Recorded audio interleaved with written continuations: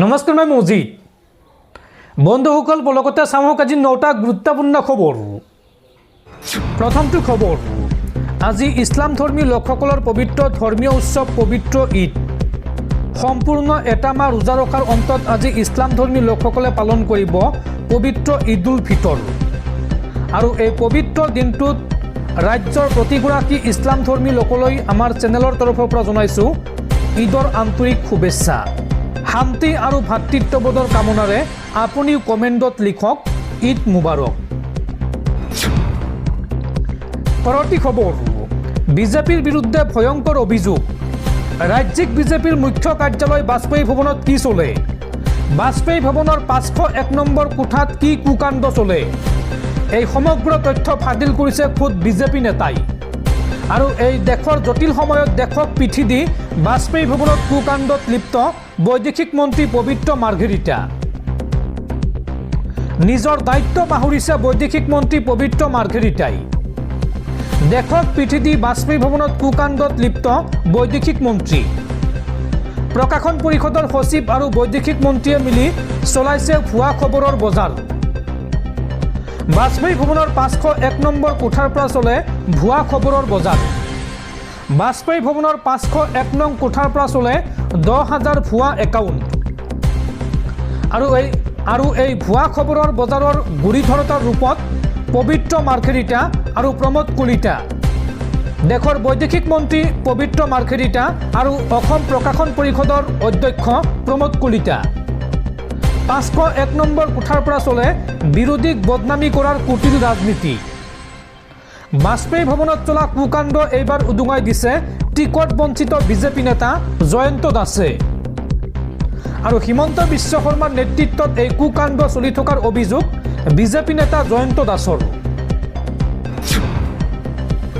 পৰৱৰ্তী খবৰ, এইবাৰ নিৰ্বাচনত হিমন্ত বিশ্ব শৰ্মাক হৰুৱাই ভয় আৰু অতিৰিক্ত মূল্য বৃদ্ধিৰ পৰা ৰাজ্যৰ জনসাধাৰণক মুক্ত কৰা হ'ব আৰু ৰাজ্যত পুনৰ গণতন্ত্ৰ প্ৰতিষ্ঠা কৰা হ'ব।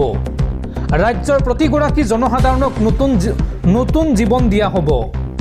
মনোনয়ন পত্ৰ দাখিল কৰি এই মন্তব্য ৰাইজৰ দলৰ মুৰব্বী তথা বিধায়ক অখিল গগৈৰ। গৌৰৱ গগৈ দেৱব্ৰত শইকীয়াক লগত লৈ মনোনয়ন পত্ৰ দাখিল বিধায়ক তথা ৰাইজৰ দলৰ মুৰব্বী অখিল গগৈৰ। শিৱসাগৰ সমষ্টিৰ ৰাইজৰ দলৰ প্ৰাৰ্থীগৰাকীক সংগ দিলে কেইবাশ সমৰ্থকে।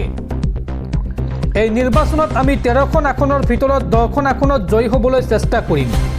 মনোনয়ন পত্ৰ দাখিল কৰি এই মন্তব্য বিধায়ক অখিল গগৈৰ। অখিল গগৈয়ে লগতে কয় যে সকলোৱে মিলি অত্যাচাৰী শাসক হিমন্ত বিশ্ব শৰ্মাক এইবাৰ আমি পৰাভূত কৰিব খোজোঁ।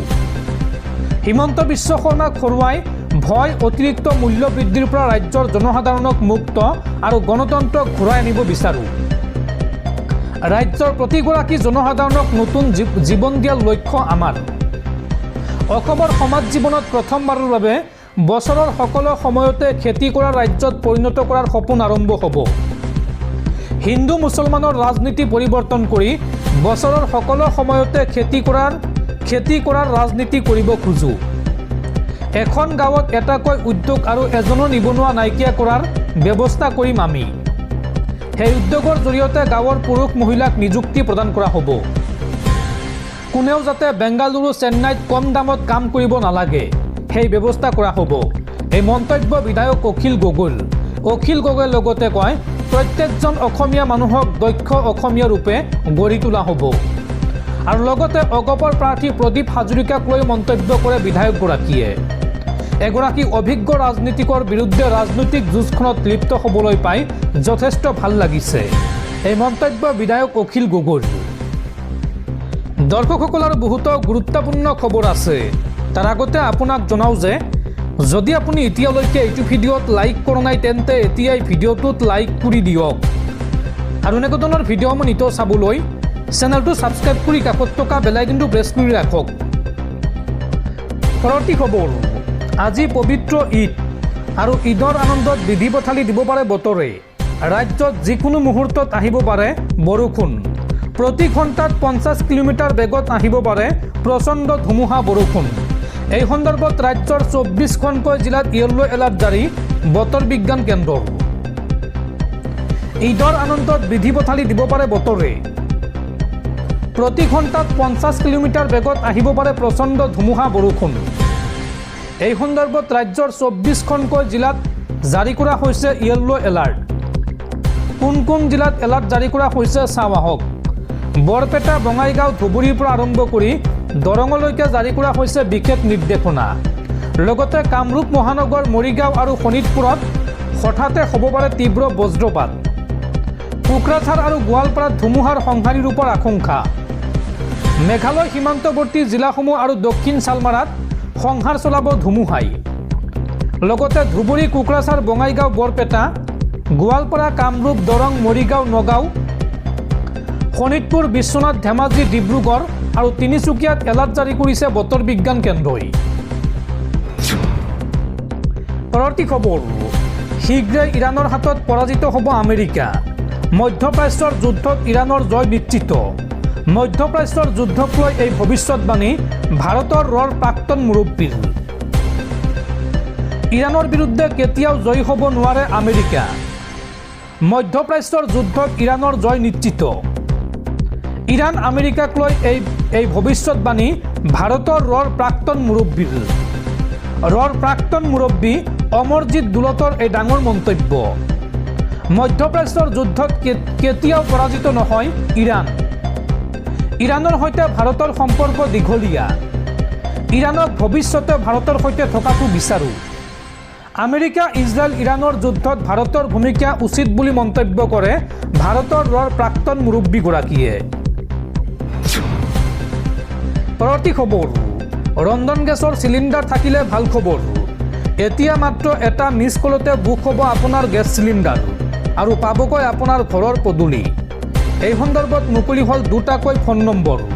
এতিয়াই লিখি ৰাখক এই নম্বৰ দুটা। LPG গ্ৰাহকৰ বাবে ডাঙৰ সকাহ। এতিয়া মাত্ৰ এটা মিছ কলতে বুক হ'ব আপোনাৰ গেছ চিলিণ্ডাৰ।